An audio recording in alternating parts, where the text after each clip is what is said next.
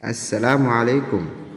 Maanta waxaan ka hadlaynaa maalintii ugu horeysay oo uu soo baxay wargeys ku qoran afka Soomaaliga. 21-kii Janaayo 1973 waxay ahayd markii ugu horeysay uu soo baxay wargeys ku qoran af Soomaali. Waxayna tallaabadani muddo 3 bilood ah ka dambeysay kadib markii si rasmi ah loo shaaciyay in farta Laatiinka loo qaatay in lagu qoro afka Soomaaliga. Wargeyskaas waxaa loo bixiyay xiddigta Oktoobar. Waxay arrintani fulinaysay in la dhaqangeliyo far Soomaaliga oo loo adeegsado qaybaha kala duwan ee nolosha. Waxaana muddo kadib xigay in loo adeegsado farta Soomaaliga waxbarashada, xafiisyada iyo wixii la mid ah.